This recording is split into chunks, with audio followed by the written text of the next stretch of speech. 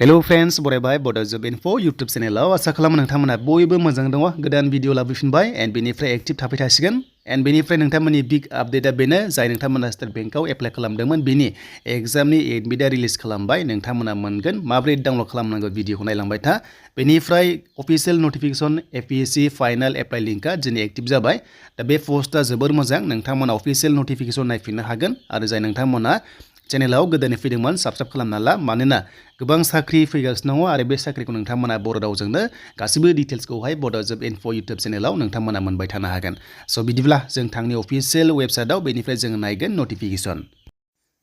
दा लोगोफोर जों फैबाय अफिशियेल साइटआव आरो बेयाव फैनाय लोगो लोगो फार्स्टआव जोंहा आइडि गैयाबा जों मा खालामनांगोन मोनसे रेड कालार मोनदों रेजिस्टार जों बेयाव क्लिक खालामबासो जोङो एकाउन्ट खुलिग्रोनांगोन आरो एकाउन्ट खालामबासो जोङो अनलाइन एप्लाइ प्रसेसआव थांनो हागोन स' बेखायनो बेयाव नोंथांमोना माखासे डिटेल्सखौ होनांगोन बेनिफ्राय एकाउन्ट क्रिएट खालामनानैसो नोंथांमोना फाइनाल स्टेजआव थांनो हागोन देन बेनिफ्राय जों नायगोन अफिशियेल नटिफिकेशन डाउनलड खालामखानाय दङ जे बे पस्टआ मा फैमारदों STआव बेसेबां खथा दङ जों बेखौ दानिया नायनोसै स' जाय नोंथांमोना भिडिअ नायनो मोजां मोनो स' नोंथांमोना लाइक खालाम कमेन्ट्स खालाम आरो हानाय एसेबां शेयार खालाम जाहाथे बयबो मिथियो आरो एप्लाइ खालामनो हायो बे जाबाय जोंनि अफिशियेल नटिफिकेशन आरो बे अफिशियेल नटिफिकेशनावहाय APSCआव गोदान साख्रि ओंखारबावदों नाथाय सिगाङाव मोजां पस्ट फैदोंमोन बुरजा नाथाय दा एसे खम फैदों आरो बे पस्टआ जोंनि STP खथायाव गासै 24 भेकेन्सि दङ अके स' 24 भेकेन्सियाव नोंथांमोना जायफ्रा APSC ड्रिम्स दङ नोंथांमोना टारगेट खालामनो हागोन बा ट्राइ खालामनो हागोन दा बे पस्टआ आसाम सिभिल सार्भिस दङ ECS दङ बेनिफ्राय APS दङ नोंथांमोननि मोनदों टेक्सआव दङ एक्साइसआव दङ फाइनेन्सआव दङ बेनिफ्राय नोंथांमोननि गोबां रोखोमनि ससाइटिसआवबो दङ जेरै कपारेटिभआव दङ लेबाराव दङ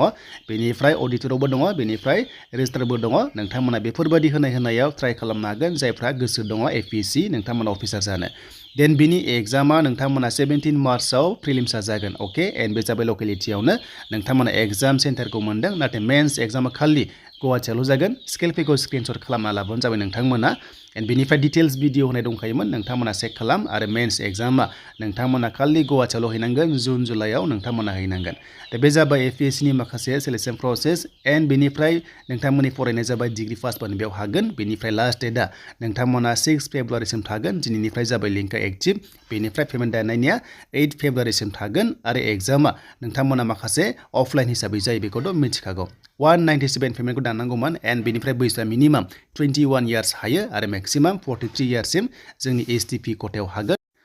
दा बेनि एग्जामा नोंथांमोना जेनेरेल स्टाडिज 1 एन्ड 2 मोनदों प्रिलिम्स एग्जामाव 400 मार्क्सनि एग्जाम जागोन 2 घन्टा टाइम मोनदों अबजेक्टिभ टाइपनि नोंथांमोना कुइसन मोनगोन 1/4 नेगेटिभ मार्किं बेनिफ्राय लास्टनि मेन्स एग्जामाव गासै 1680नि जायो बेयाव नोंथांमोना स्क्रिनशट खालामना लादो मा टाइपनि कुइसन दाननाय जायो